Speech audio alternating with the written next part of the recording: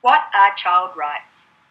Once upon a time, not so very long ago, and not so far away, some grown-ups realised what children had been saying all along. Children have special rights that need to be recognised and protected. All children, big and little children, all kinds of children, who live in all kinds of homes, who are special in many different ways, and you. Your family will help you with your rights. The right to eat healthy food, the right to go to school, the right to learn many things, the right to care when you are sick, the right to be cared for by your parents, the right to be cared for if you do not live with your parents, the right to have a name and belong to a country, the right to choose your friends, the right to think for yourself, the right to share your ideas and be listened to, the right to live and grow, the right to special help if you need it, the right to be treated fairly by everyone, the right to never be hurt by others, the right to not have to work too hard, the right to be kept safe from dangerous things, the right to learn to be the best you can, the right to play, the right to rest, the right to be private, the right to speak your own language, the right to have adults do what is best for you. What is your favourite right? Welcome to our professional development presentation on children's rights. This presentation will examine children's rights, with the core focus being Article 12 from the Convention on the Rights of a Child, which states, children have the right to say what they think should happen when adults are making decisions that affect them, and to have their opinions taken into account. General analysis of children's rights will be presented by Monique. Sociology of children's rights in education will be presented by Becci. Higgins. Children's participation rights in an Australian education context will be presented by Danielle. Renna. Practical examples of participation rights in an early childhood education context will be presented by Kristy-Lee. Practical examples. What does Article 12 look like in practice in a primary school setting will be presented by Elisha. Bonnett. Each section of the presentation will have a unit of questions to actively involve you in each aspect of our presentation. Thank you. I'm Monique, and I'm going to be going through the general analysis. The term child comes from the Latin infans, which means that cannot speak, without speech, mute or speechless. This term is used when speaking of children up to the age of 7. This concept of a child being unable to speak as such until the age of 7 has thankfully evolved throughout the centuries. However, this notion has not been completely eradicated in some cultures. In contrast to the Latin origin, the Convention on the Rights of the Child defines the term child as any human being below the age of 18 years. This definition ensures that children are classified as human beings, therefore are entitled to rights and dignity. If we take a look at past teaching and present-day teaching, and we compare the two, we look at the concept of childhood throughout history, we become aware that it has not always been seen as a special part of life. Prior to the 20th century, many believed it was merely a transitional state between infancy and adulthood. Children would begin work as soon as they were old and strong enough, and education was reserved for the privileged. As some countries became wealthier, childhood began to move to a time of education, recreation, growth and discovery. Despite this, childhood remains a time of hardship for many children. This is the reason behind the United Nations Convention on the Rights of the Child, which we will look at a little bit later on in the presentation. If we look at present-day teaching, today most children and young people growing up in Australia experience a safe, healthy and positive environment. However, there are still many children experiencing things like homelessness, mental issues, and these children, along with the children with disabilities, children in immigration detention, and Indigenous children can be at risk of falling through the gaps. Although there has been tremendous improvement throughout the 20th century, we still find that the voices of children and young people are rarely heard when decisions are made about the issues that affect their lives. This presentation will focus heavily on this particular issue. If we take a look at children's rights and what it means, in order to understand the value of children's rights in education, we must first recognise the purpose of children's rights itself and what it entails. So the purpose. Children's rights are human rights. Children are human. The rights are there to protect the child as a human being. Human and children rights are constituted by fundamental guarantees and essential human rights. If we take a look at these children's rights, here are some of the categories that the Convention on the Rights of the Child cover. So there's 5 points, and they provide a brief outline for the content of the Convention. So if we take a look at the first one, we've got children's rights recognise fundamental guarantees to all human beings. The right to life, the non-discrimination principle, the right to dignity through the protection of physical and mental integrity, so the protection against slavery, torture and bad treatments. Then we have the civil and political rights, so the right to identity, the right to a nationality. Then we have the economic, social and cultural rights, so the right to education, the right to a decent standard of living, the right to health. Then we have individual rights, so the right to live with their parents, again the right to education, and the right to benefit from a protection. Then we have the collective rights, so the rights of refugee and disabled children and of minority children. So taking a look at the Convention on the Rights of the Child, there are 54 articles in the Convention, each of which are extremely important. Here we see some of those articles, and the focus of this presentation is going to be Article 12. So we take a look at Article 12, and it says, children have the right to say what they think should happen when adults are making decisions that affect them and have their opinions taken into account. This is an extremely important article, especially in education, as each student has a different learning method and benefits differently from our teaching. It is so important for children in our classroom to have a say on the decisions of how they learn. Obviously, there still needs to be structure, somewhat of a structure, and the learning is vital, but students learn differently, and therefore we need to be looking after each different student, and they need to be getting the best possible educational experience. There is a divergence of opinion between teachers across educational settings on the matter of student voice. Today we experience teachers who are perhaps more traditional in their views, and then we have the complete opposite, teachers who believe that the child should have the main voice and control. Teachers must adopt an active willingness to include children's perspectives on educational matters affecting them, rather than having little trust in the children's capacity to hold or express a valid opinion. Sargent and Gillett-Swan discuss how there is a dominant view remaining that the child's voice is worthy of only selective attention. They state that where children are not trusted to think for themselves on matters of importance, they are considered more susceptible to the need to connect with their peers than with educational concerns. The United Nations Convention on the Rights of the Child provides children with a significant platform to express their views on issues affecting their lives. However, in many settings, educational practice in particular, children's perspectives continue to be seldom sought and rarely acted upon. In the modern classroom, teachers need to implement and grow the use of concepts such as Article 12 in order to see students flourish. So we have a question here. So throughout the course of this presentation, we're going to delve more in depth into the implications of Article 12 and how we as teachers can ensure our students are being looked after and their rights are being looked after. So the question I would like to pose is this.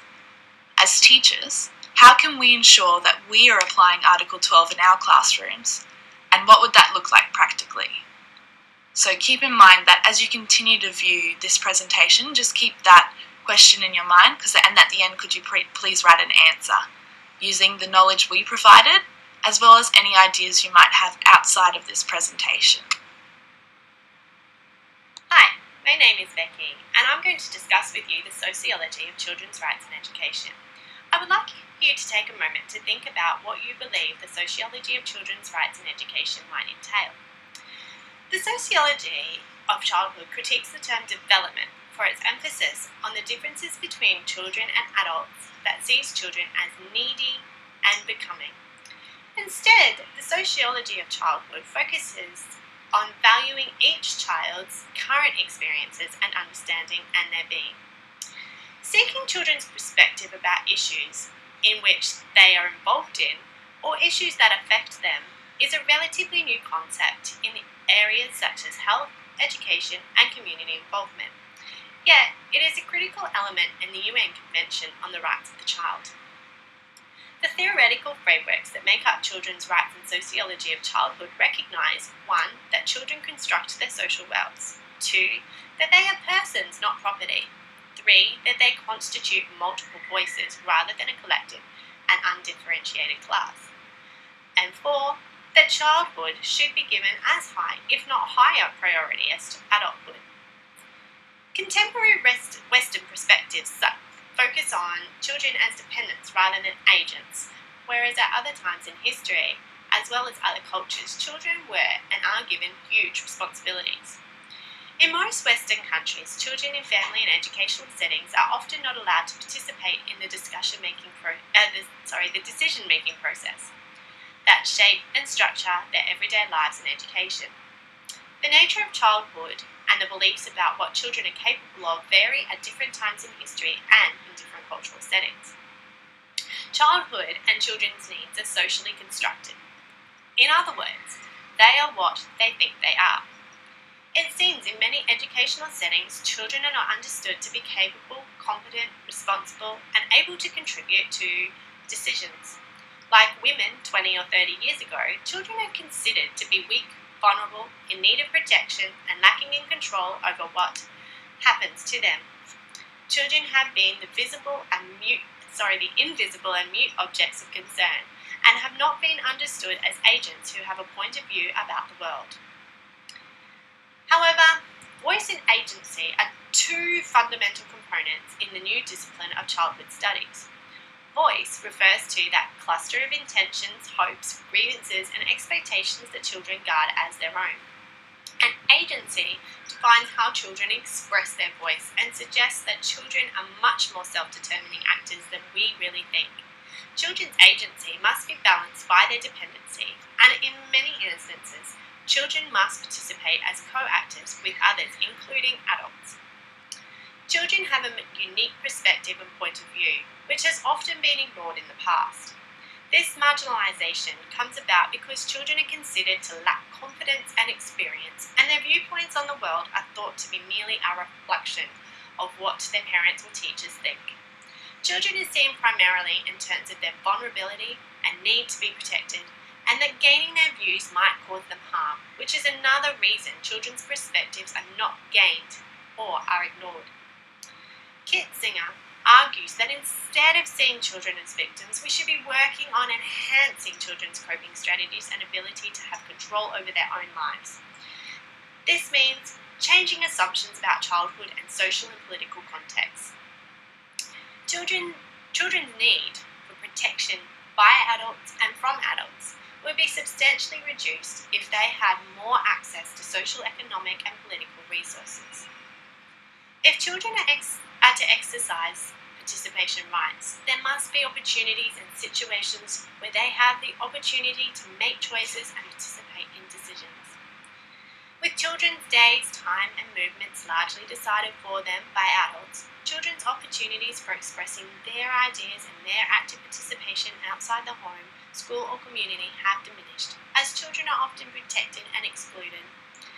Rethinking childhood to include their voice is essential to readdress the balance and is likely to enhance children's capability of contributing to society as active citizens. So, having agency means being able to make choices and decisions to influence events and to have an impact on one's world. As children develop a sense of agency, they realise that they have the ability to make their own decisions and to control their own lives. A sense of agency as an important part of a strong sense of identity. So thinking about this, how do you support children to develop a sense of agency? What opportunities are there in your setting for children to make meaningful decisions and choices about things that affect them? What aspects of their day can children control themselves?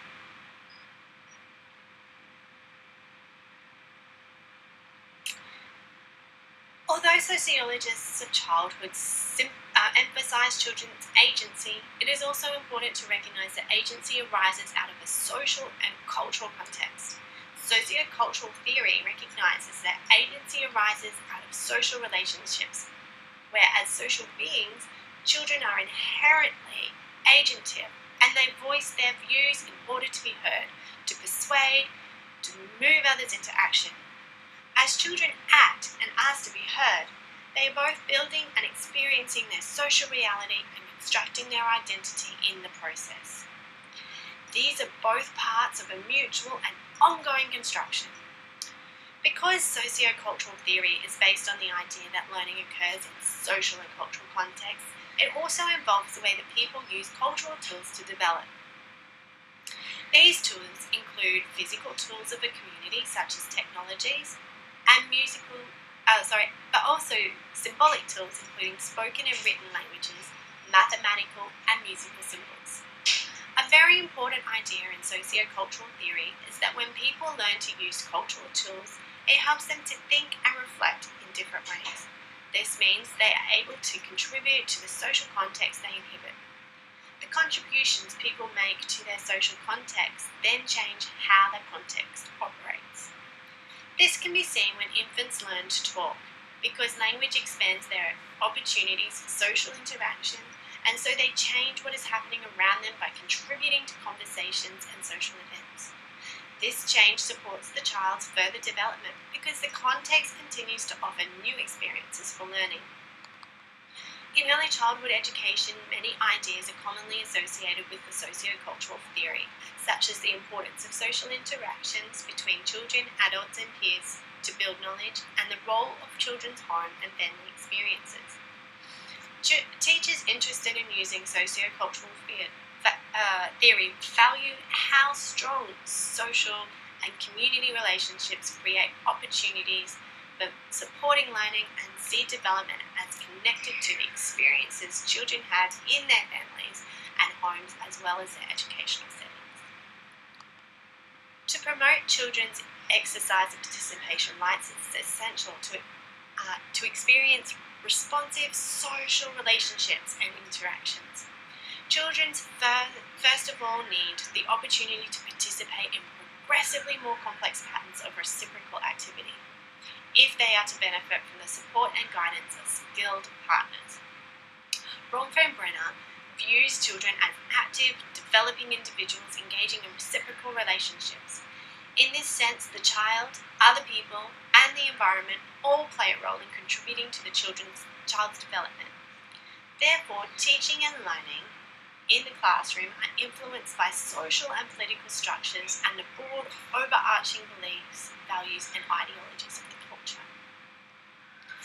Children are unlikely to be able to express a view unless they have the conditions which help them to formulate their views. Sociocultural theory suggests that children become competent through participating in activities that are beyond their current level of skills or in their zone of proximal development. Vygotski's theory focused on how development occurs in and cannot be separated from social and cultural activities. Of special interest to teachers are his writings on the developmental processes, the use of cultural inventions or tools, and how children's development is best guided by people who are experienced in using these tools. His ideas help us understand the relationship between individuals and their culture, such as how children develop high mental processes, as well as the tools and skills that are deemed important in their culture. His concept of the zone of proximal development has contributed significantly to our understanding instruction of the role of the teacher, as well as of collaborative learning among children. Rogoff sees working in the zone of proximal development as the process of guided participation. Guided participation, or scaffolding within the zone of proximal development, helps us understand the importance of knowing the children we teach and being sensitive to their ways of thinking and knowing. The child is not a passive recipient of knowledge from the teacher, nor is the teacher an expert of knowledge. It's together they are participants in joint problem solving, sharing information and responsibility. Scaffolding is the temporary structure used to support a building as it is being built or repaired. It helps to hold everything together until the building is able to stand by itself. In education, scaffolding refers to the way in which educators help to support and extend children's learning. Like scaffolding on a building, our involvement and careful questioning and suggestions can help to support children's learning while it is taking place. With our support, children's learning often becomes richer and more valuable than it would otherwise. So let's think about this. Think about the ways in which you support or scaffold children's learning. How do you know when to involve yourself, to ask a question or make a comment or suggestion, and when to just watch? How do you ask questions or make suggestions that encourage children's thinking rather than shutting it down? Children learn developmentally by doing what they don't know how to do. So therefore, they benefit from being viewed as competent learners and given the opportunity to learn in partnership with others. Joint involvement with others is challenging learning activities, feeling comfortable, accepted, and tuned into other participants in a group, and group members being sensitive to them, is likely to contribute to effective participation. Adult support can capture the young person's interest, help focus on a goal, draw attention to critical features of the task, and reduce the complexity of the task. But there has to be social engagement before children can learn and gradually take on more responsibility. If we begin to value who children are, not just what we want them to be, a shift happens in the way we think about learning and teaching. Our jobs become more engaging and fulfilling. We also begin to envision a larger purpose of our profession, making childhood visible and valued for the ways in which it can enrich our humanity and contribute to our collective identity. Hi, my name is Danielle, and I'm going to lead you through a discussion about participation rights in the context of educational settings. We'll start with a practical scenario and a reflection, and then I'll move into a discussion about Article 12 within the Convention on the Rights of the Child and its relation to participation. From there, I'll discuss what participation within an education context means and what it does not.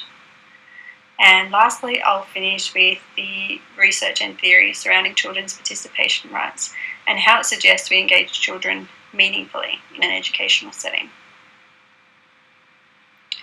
So we'll start with the scenario, and for this particular scenario, I want everybody to close their eyes while I tell the story. Okay. It's 2002 on a sunny spring day in a Brisbane childcare service in the 3 to 4 years room. It's a Thursday, which means at 1 o'clock it's programming time. At 1 o'clock, the group leader takes all of her folders up to the office and starts pulling out completed anecdotal records and a program template. The program template has a certain amount of boxes per day split into the developmental domains. The template has to be filled in by the Monday it's due to start. There's just one spare box for a spontaneous activity to be included on the day. Underneath the boxes, there's a line of checkboxes, which includes parent participation, multicultural experience, and child initiated. Each checkbox needs to have one entry per week. As the group leader enters the experiences for the week carefully, mapping the developmental outcomes to the experience, there's just one box for the week left to fill, child initiated. The group leader reflects for a moment and remembers that Timmy specifically went to the trucks on the shelf and brought those out to play. He initiated that play all by himself, so he must enjoy it. So, the group leader puts the trucks in the sand pit on the day that Timmy is back next week and ticks the child-initiated box. The hour's up. The group leader packs up her things and goes back to the room to start assisting the children to transition from breast to afternoon tea. The program stays inside the folder until Monday morning when it's taken out and displayed on the wall. Okay, you can open your eyes. What I need you to do now is put your critical reflection hat on and focus on the child-initiated tick box section of the scenario. I've got the reflection questions up on the slide for you now. So the first one, what does child-initiated mean to you? How did the group leader obtain information about Timmy to reach to the decision that trucks were something that Timmy would like to play with again? Will Timmy feel a sense of ownership over the truck experience next week? Why or why not? Is this an authentic or tokenistic example of children's input into the program, and what's the difference between the two? Who has the power in this program and why?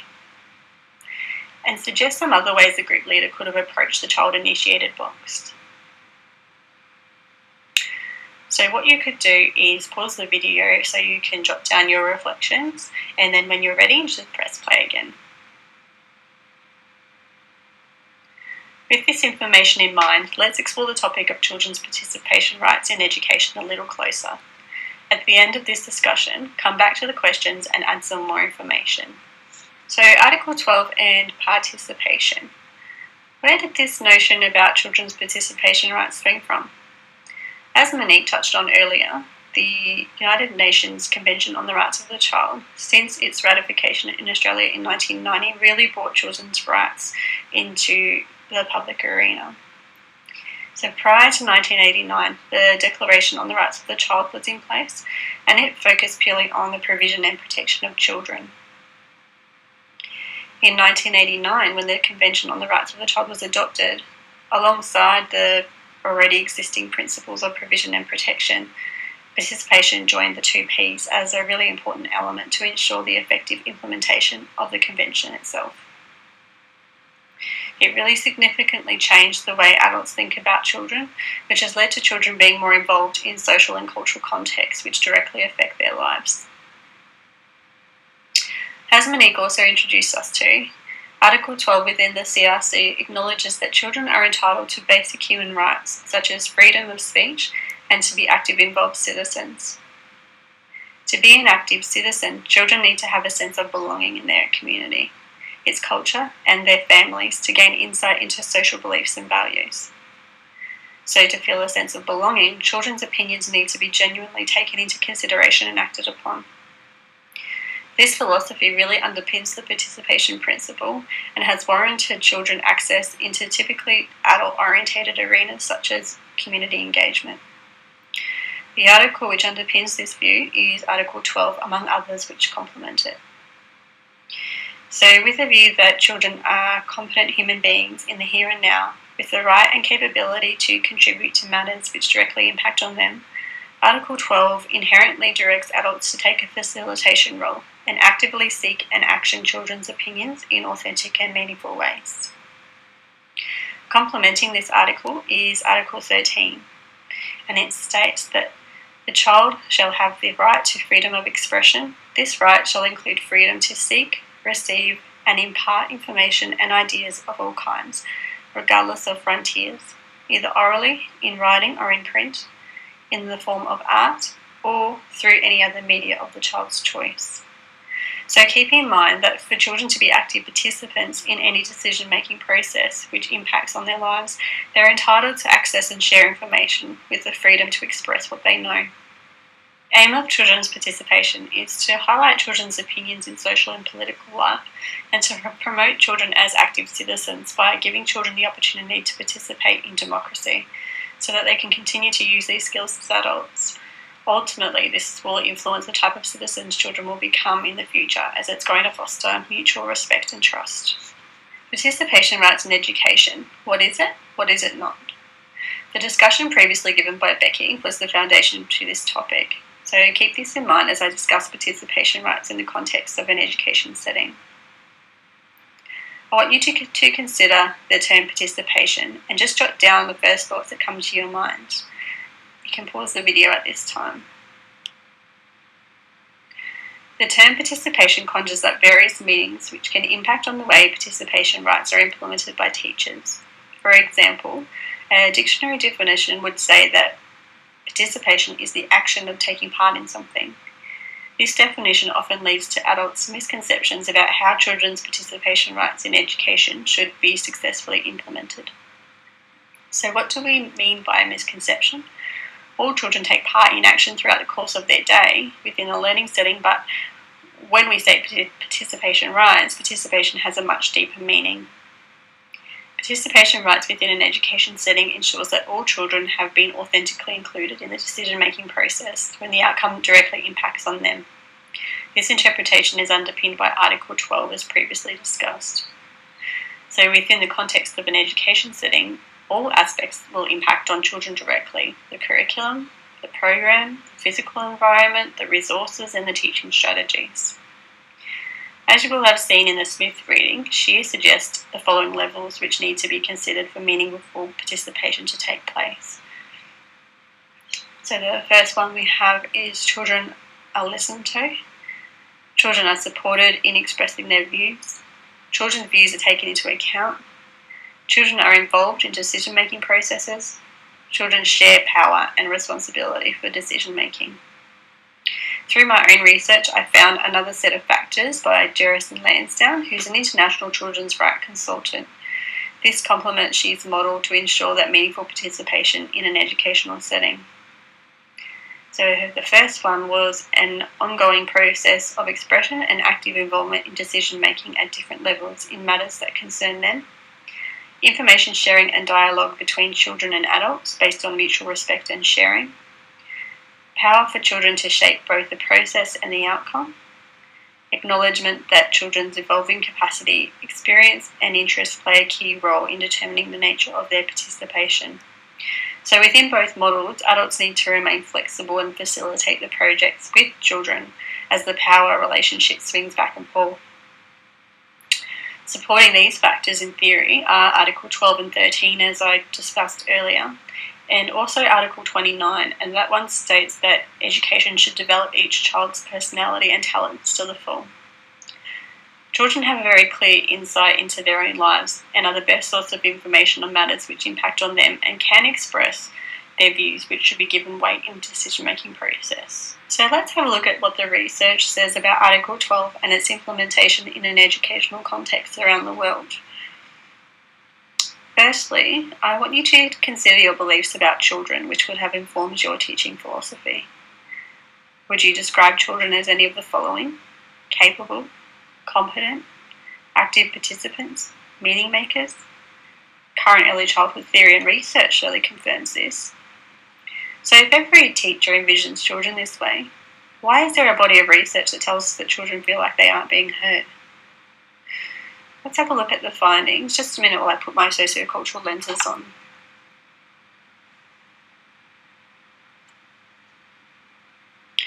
Overall, children are not feeling heard.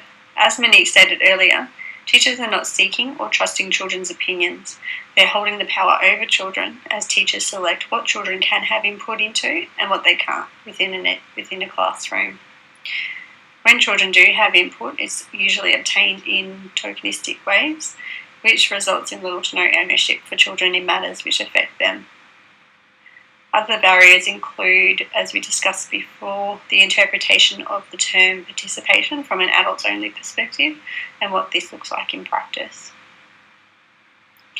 The implications for these findings impact on the educational settings culture, which then diminishes the student's perspective and understanding of democracy. At this point, I want you to consider the minority groups of children who would have an even greater barrier to voicing their opinions and having them taken seriously. And why would this be the case? Pause the video for a moment so you can jot your ideas down.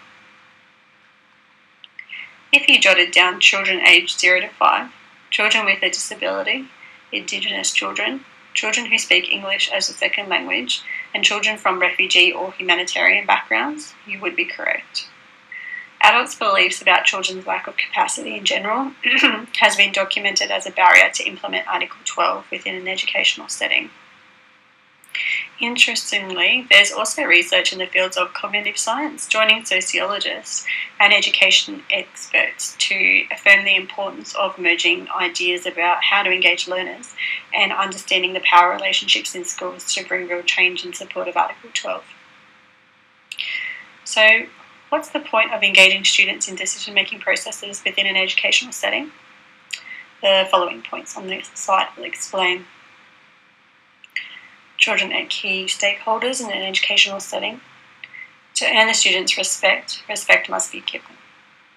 Children are in a unique position to identify what matters to them and provide strategies for overcoming challenges. Children learn to initiate and negotiate responsibility.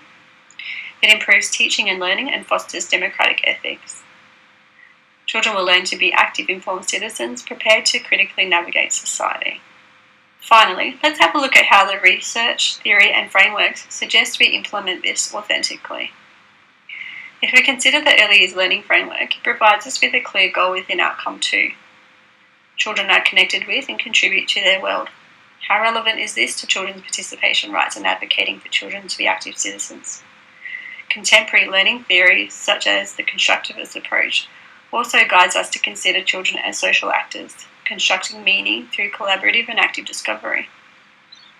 In regards to the current research, there were recurring themes suggested to support teachers' practical understanding. This model has been taken from the Laundry reading, which encompasses the themes from the other research models. So each conclusion within the research stressed the importance of the following aspects, but just in different ways, to ensure children's participation rights are upheld. So the first one is about space. Children must be given the opportunity to express a view. So the sorts of questions you would be asking yourself would be, is there flexibility within the day to allow for meaningful conversations? Voice. Children must be facilitated to express their views. Another reflective question, do children feel respected enough to honestly voice their opinion? Audience. The view must be listened to. How do you show children their opinions have been heard? And lastly, influence. The view must be acted upon as appropriate. So how do you engage children in each level of the decision-making process to show their opinions are being acted upon? Hi, my name is Kristy, and in this section of the presentation, I will be discussing practical examples of children's rights in an early childhood education context. When we look at children's participation rights, we need to remember that all children have these rights, and this includes our very youngest children. These formative years are not only vital in supporting children's well-being and development, but also their long-term success in future learning and, most importantly, in life. Much has been achieved for the rights of our young children in Australia through the United Nations Convention on the Rights of the Child. The United Nations Committee on the Rights of the Child has also identified where more needs to be done to advocate for our young children. Concluding observations and comments indicated that the views of children below the age of 15 are not being adequately taken into account. It was recommended that we need to continue to ensure the implementation of the right of the child to be heard in accordance with Article 12 of the Convention. This means we need to promote the meaningful and empowered participation of all children at all levels of government and within the family, community and schools, within student council bodies, with particular attention to those children that are in vulnerable situations. So how do we put the recommendations of the United Nations Commission on the Rights of the Child into practice? And what do you think could be meaningful and empowered participation? What could this look like at all levels of government within the family, community and education context? What is holding us back from achieving more? What are some of your own barriers that limit the full potential of children's participation rights? Before we look at some of the practical examples of supporting meaningful participation rights in early childhood education contexts, it is important that we explore the barriers that we face in achieving these. So what are some of these barriers to children's voices being heard in our early childhood education context? It is the way that things have always been done. Looking deeply at the practices within organisational culture, there exists attitudes towards children reflecting an adults know best, the adult is the expert and will act in the best interest of children. We need to challenge ourselves to move beyond the traditional practices that are always done this way, because this is the way that things have been done, and move towards practices that are more inclusive of the child's voice. And this involves asking ourselves, who does it benefit when I teach this way? Children are too young and lack competence. This view reflects the belief that there is an age limitation on children's capacity. Children are considered too young to be capable of forming an opinion about decisions that affect them in their lives. It is suggested that we should assume that children have the capacity to begin with, not that it is a precondition. When we think of children having a limited capacity that is yet to develop, we in fact limit their participation level potential. This ultimately leads to children remaining passive in their participation in decision-making matters that affect them. The children only have a right to be heard when they can communicate in a way that we see fit to understand. Giving children's rights to be heard takes away their childhood. This view involves adults believing in the protection of children's innocence. Article 12 is not about obligation for children, it's about their right to participate. This means that children are not expected to participate in voicing their opinion. However, it is a right that they have if they choose to. Children will run wild. Finally, that children will run wild and implementation of Article 12 will lead to a lack of respect of adults is identified. Peter Gray, an evolutionary psychologist from the United States, argues that children are capable of educating themselves. He states that education is not new. Schooling has only been around for a few centuries and has been common for only a little over a century. Only in modern times has it been seen as the adult's job to educate children. He argues that when we have trustful and respectful ways of behaving towards children, children don't become spoiled. They become free from frustration and anxiety. He suggests that it should be a social expectation and a reality that education is children's responsibility too. Children are designed by nature to be capable of educating themselves.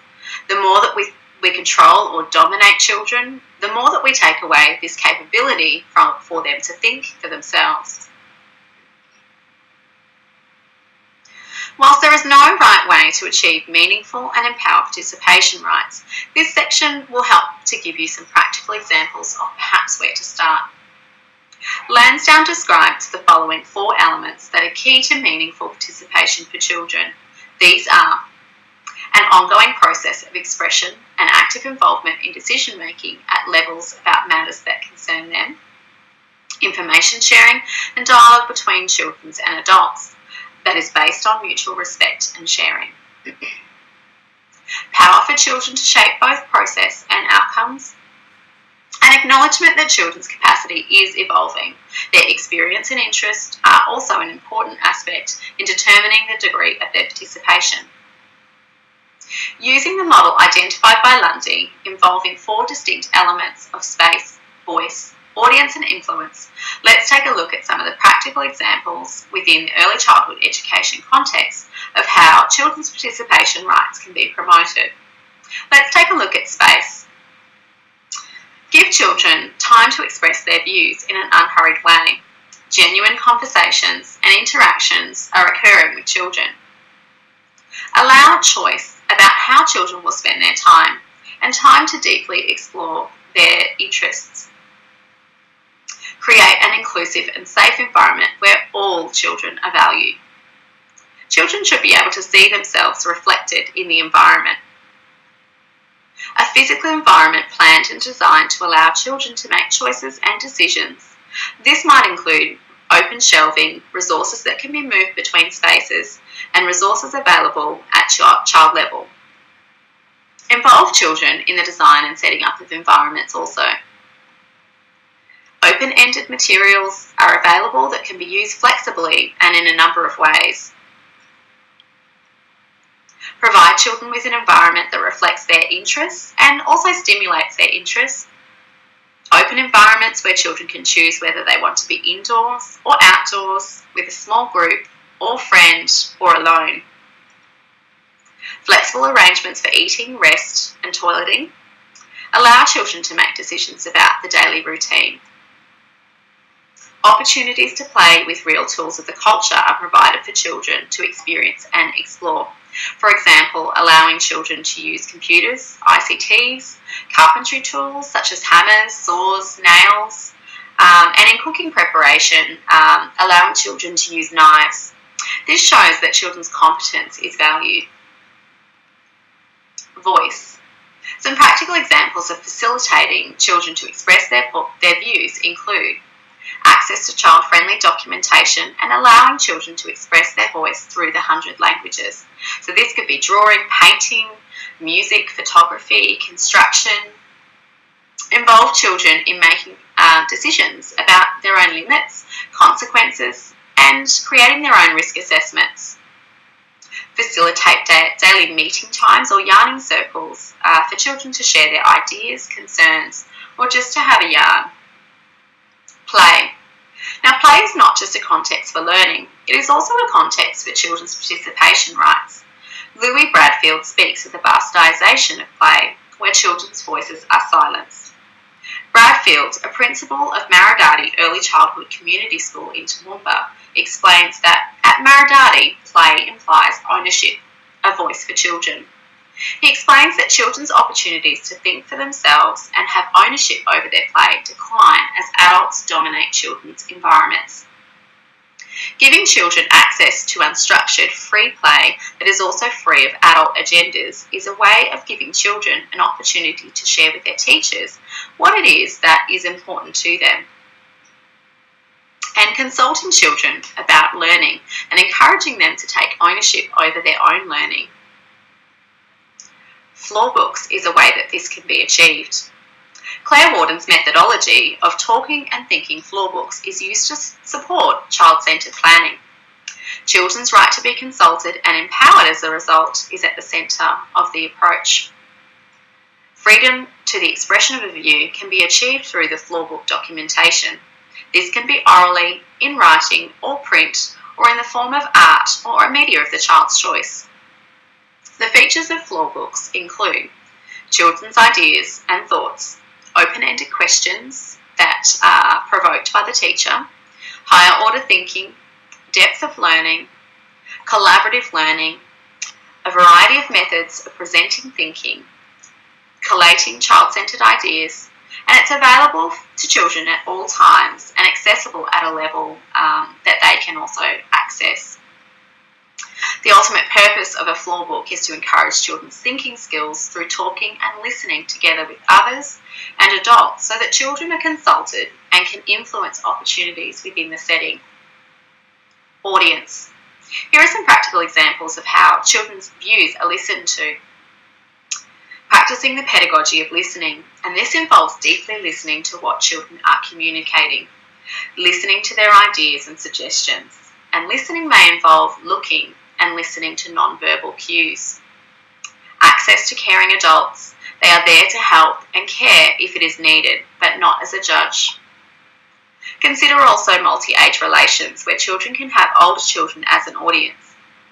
And involvement of members of the community, council representatives, elders, and community workers can be involved in decision-making with children. Observing children will also allow teachers to understand the choices that children make, relationships that children develop, and also the ways in which children respond to their environment. Collaborative development with parents and teachers and the community to develop a children's rights charter that can be reinforced.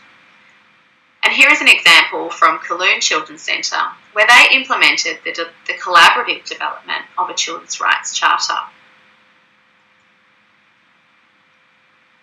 And this is an example of a service that used democratic processes with preschool-aged children Giving children an opportunity to vote about a decision help them to learn about their rights and responsibilities that go along with being a member of a group.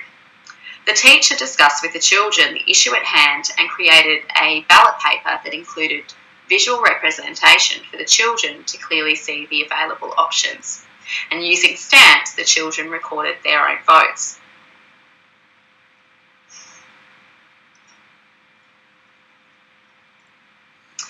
Influence. To avoid tokenistic or decorative participation, teachers need to take children's views seriously and respond to the views that they express. We can respond to what children are telling us verbally, but we can also do so through reading their cues. For very young children, they may not be able to communicate their needs and what they want to verbally, but we can observe their gestures, behaviours and cues to respond and ensure that these views that they possess are acted upon.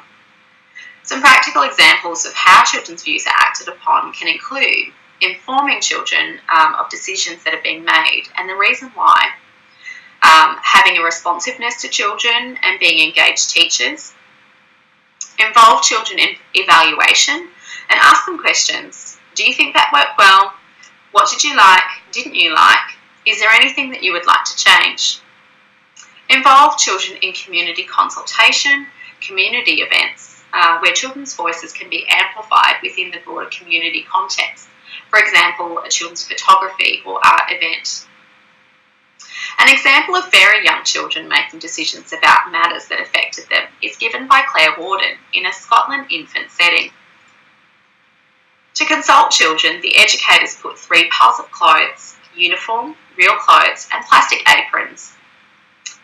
The educators then watched as the babies explored each pile of clothing one by one and gradually they settled around the real clothes. The gestures and actions of these very young children showed preference and opinion.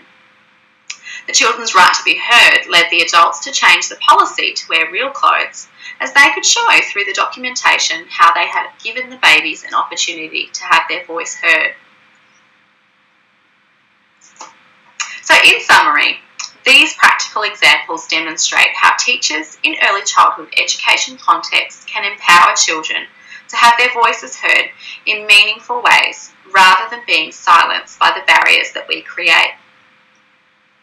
If we give our youngest children opportunities such as these, just imagine what could be possible for children in primary and secondary school education contexts.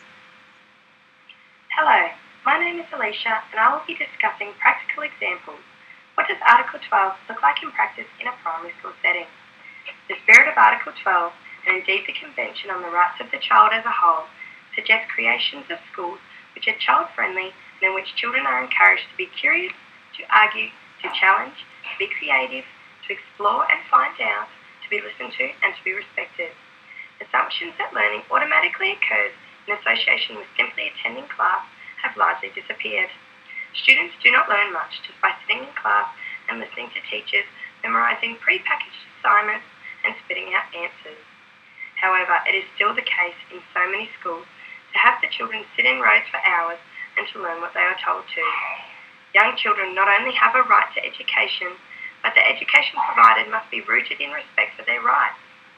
In this section, I will discuss some practical examples of how we can integrate child participation in our teaching practices.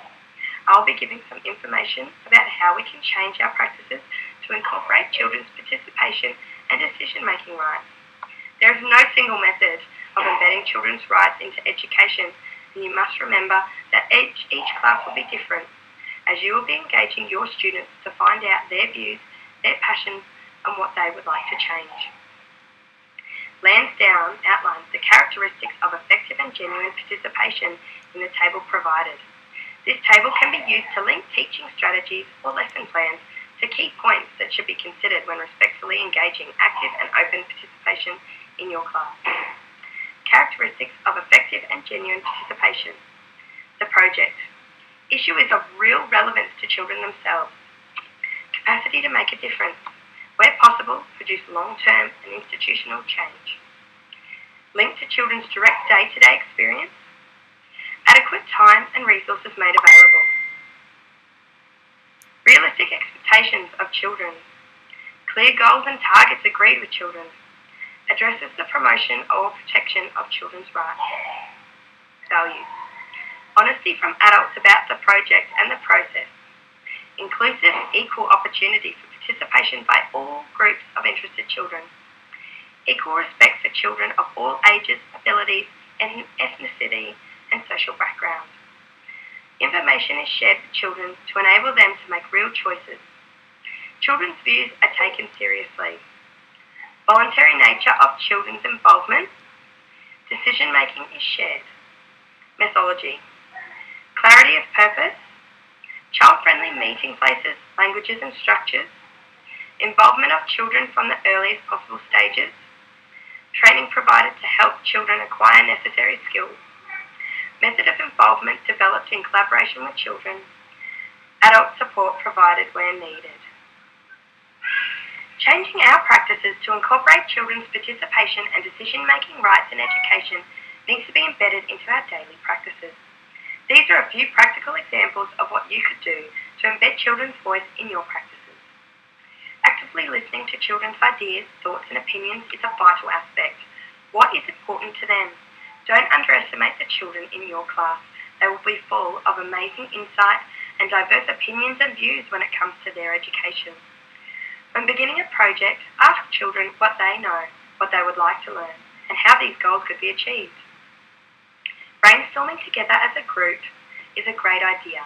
Instead of the teacher single-handedly planning all the relevant ideas and educational material they feel will best relate to their students. Encourage children's input by creating time each day to discuss different things. For example, issues that are affecting the students, ideas and opinions they have on current learning projects and topics, or taking the time to ask meaningful questions and advocating decision-making opportunities. Floor books could also be used, as discussed in previous practical examples section by Kristy, to plan with children, ensuring they are consulted in the planning of the program and the curriculum is planned around their thinking. Teaching children about their rights. Teaching students that they have rights to participate and make decisions, to argue if they do not agree, and that their opinions and views are valid. You could do this by developing a classroom charter showing the rights and responsibilities of everyone in the class, including the right to participate, the right to learn, the right to express their views, the right to be safe, the right to be free from violence, harassment and bullying. Give children responsibility in your classroom. Providing students with responsibilities in the classroom allows your students to feel important in the classroom and an effective partner in the classroom and showing ownership of the room. This aspect also develops students' collaborative skills, solving problems faced without any adult involvement. These could be giving students classroom roles, for example, library monitor or tuck shop monitor, and maybe doing the new student buddy system. Trust between teacher and student. Trust that students have opinions that are valid in relation to their education. Trust students with the responsibility of using fragile equipment, for example, your cameras and things like that. Ensure that students trust you with valuing their opinions and supporting their ideas. That is a big one. Teachers need to value children's voice and their opinions. Ensure that the opinions and decisions made by children in your class have the power to make a difference. By encouraging children to advocate and take action to implement their views in the local communities and globally. You could do this by implementing ways that students can practice their rights to participate in activities that affect their community, such as making their school or home garden a better habitat for native animals. You could also do this by identifying, in consultation with Aboriginal and Torres Strait Island people or another cultural group, the importance of protecting sites of significance, as this helps protect and maintain cultural heritage. I have linked this video clip to the presentation titled Children's Voices Part 3, Children and Young People as Valued Citizens and Learners. Please take the time to watch this clip, as it demonstrates a South Australian community project that engaged children from kindergarten to secondary school to design spaces in the community. The council were involved in this project, producing genuine action from the plans brought forward by the children. At this time, I would like to share a study report from Can You Hear Me? The Rights of Young Children to Participate in Decisions. A Highfield School junior school from 7 to 11 years in a particularly deprived area of the UK. The school had been characterised by high level of violence, disaffection, bullying and truancy. A new head teacher was appointed who decided to involve the whole school community to make the school a safer and effective educational environment. In order to achieve this goal, she consulted with all the children, as well as the teachers and administrative staff, on what changes were needed to make the school a safer place. The outcomes of this consultation included the establishment of a school council in which the children had genuine power. They were involved in, for example, the development of all school policies and in recruitment of staff. The creation of a bullying box where children could, in confidence, give information about having been bullied. The appointment of guardian angels, children who volunteered to befriend children who were without friends, being bullied, or simply in need of some support. Child mediators, who would help children resolve conflict in the playground. Circle time, where children come together to raise and explore issues of current concern to them. As a result of these changes, the school became very popular. The children were happier, achieved better educational results, and acquired considerable skills of negotiation, democratic decision-making, and social responsibility. This initiative demonstrates that very young children are capable of accepting considerable level of responsibility when invested with trust and support. Children can act to protect themselves and others when their rights are being respected. The provision of training and encouragement for the child mediation system enabled the children to act to help each other without having to turn to adults, although the adults were available if they were needed. By respecting the rights of the children, they were then able to understand the importance of respecting the rights of others and taking responsibility to ensure this happened. Now I would like to take a moment for you all to answer some questions. Question 1. How do you currently involve children's participation and decision-making rights in your classroom? How do you believe you could embed children's voice in your daily practices? What barriers do you see for the implementation of effective participation and decision-making rights in your classroom practices? And what would you need, for example, resources, professional development, information, to overcome the barriers that you've identified? Now I would like to have a look at the teaching implications. Much of the day-to-day curricular activities are primarily the responsibility of the teacher, so our commitment to a rights perspective in education has serious implications for teachers and for teacher education. Various teacher implications have been noted below. Teachers need to understand the Convention on the Rights of the Child and its implications for children's daily lives. To respect the rights of children, we as teachers may need to change our classroom behaviours significantly. Teachers have numerous responsibilities towards children. For example, we are a role model, a fundamental mentor in the learning process, and a protector of children. We need to involve the local communities and families in our teaching practices, promoting more collaboration. Pre-service and in-service professional development for teachers is a vital and ongoing process to provide teachers with knowledge and understanding of the CRC issues. To conclude this section of the presentation, I would like to include some thought-provoking links that connect to embedding children's rights in education. These links are Child's Rights Education Toolkit, Rooting Child Rights in Early Childhood Education, Primary and Secondary Schools. Also the Human Rights Examples for the Australian Curriculum, Foundation to Year 10.